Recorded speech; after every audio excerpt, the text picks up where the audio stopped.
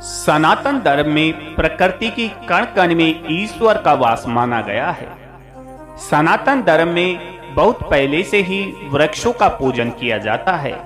इसके पीछे धार्मिक महत्व तो है ही, इसके अलावा पेड़ पौधों का पूजन करके प्रकृति के प्रति कृतज्ञता भी व्यक्त की जाती है। दर्शकों, पेड़ हमारे जीवन का आधार है।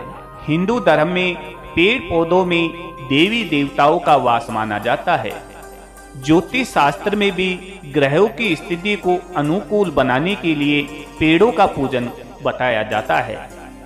हिंदू धर्म में कुछ पेड़ पौधों को देश वृक्ष माना जाता है।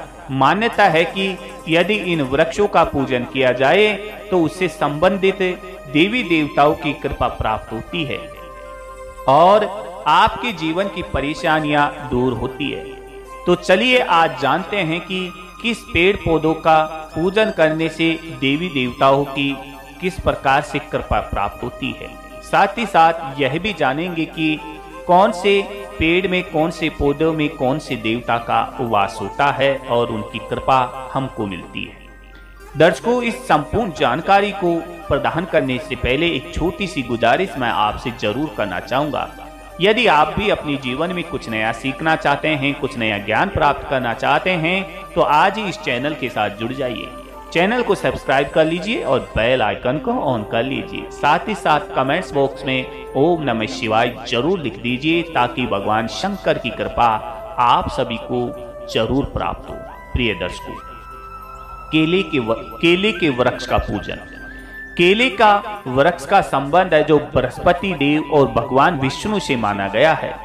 बृहस्पतिवार के दिन केले की जड़ में शुद्ध घी का दीपक जलाना चाहिए और जल में चुटकी भर हल्दी मिलाकर केले की जड़ में अर्पित करना चाहिए।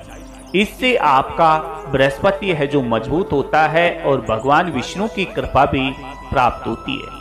आपके घर में सुख और समृद्धि बनी रहती है। जिनके विवाह में बाधा आ रही है वह भी दूर हो जाती है। प्रिय दर्शकों, केले के वृक्ष में भगवान बृहस्पति और भगवान विष्णु का आशीर्वाद वास है जो हमेशा बना रहता है। प्रिय दर्शकों, आंवला और तुलसी का पूजन। दर्शकों, तुलसी भगवान विष्णु को अति प्रिय है। जिन घरों में प्रतिदिन सुबह शाम तुलसी में दीपक जलाकर जल चढ़ाया जाता है और तुलसी पूजन किया जाता है, वह विष्णु जी के साथ माता लक्ष्मी की कृपा भी बनी रहती है। ऐसे घरों में हमेशा धन्य धान बना रहता है और आंवला सेहत के लिए तो फायदेमंद होता ही है। इसके अलावा एकादशी तिथि को आंवला वृक्ष का पूजन करने से भगवान विष्णु की कृपा भी प्राप्त होती है।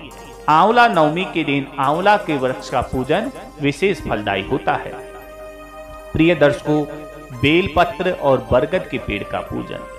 दर्शकों, बरगद और बेल के वृक्ष में भगवान शिव का वास माना जाता है। बेलपत्र भगवान शिव को अति प्रिय है। यदि श्रद्धा से एक बेलपत्र शिवलिंग पर अर्पित किया जाए तो भगवान शिव प्रसन्न होते हैं और अपने भक्तों के जीवन के कष्टों को दूर करते हैं। प्रिय दर्शकों, बेल के वृक्ष नीचे शिवलिंग रखकर पूजन करने से शिव जी की कृपा प्राप्त होती है। प्रत्येक महीने में दोनों पक्षों की त्रयोदशी तिथि को बरगद की पूजा करना बड़ा ही शुभ माना जाता है। दर्शकों, समी के पेड़ का पूजन। समी के वृक्ष का पूजन करने से शनि देव की कृपा प्राप्त होती है। प्रत्येक शनिवार के दिन समी के नीचे सरसों के तेल का दीपक जलाने से शनि देव है जो प्रसन्न होते हैं और आपके जीवन के कष्ट दूर होते हैं और सुख समृद्धि बनी रहती है। इसके अलावा समी के पत्ते अर्पित करने से शिव जी भी है जो प्रसन्न होते हैं। प्रिय दर्शकों, कदम के पेड़ का पूजन। दर्शकों, कदम के पेड़ पर माँ लक्ष्मी का वास माना जाता है। इसके अलावा भगवान कृष्ण को भी कदम का पेड़ का प्रिय माना जाता है। प्रातः उठकर कदम के दर्शन करना बहुत ही शुभ माना जाता है। तो दर्शकों, ये थी भारतीय धर्म शास्त्रों में दी हुई कौन से वृक्ष में कौन से देवता का वास होता है और उनकी पूजा करने का किस प्रकार हमें फल की प्राप्ति होती है। ये छोटी सी जानकारी आज हमने आपको प्रदान की। दर्शकों, इस चैनल के माध्यम से हम धर्म शास्त्रों में लिखी हुई जानकारी आप तक पहुंचाते हैं। इसलिए यदि आप अभी तक इस चैनल के साथ नहीं जुड़े हैं तो चैनल के साथ जुड़ जाइए, चैनल को सब्सक्राइब कर लीजिए और बेल आइकन को ऑन कर लीजिए ताकि धर्मशास्त्रों में दी हुई जानकारी आपको समय समय पर प्राप्त होती रहे। तो दर्शकों, मिलते हैं एक और नई वीडियो के साथ, एक और नई जानकारी के साथ।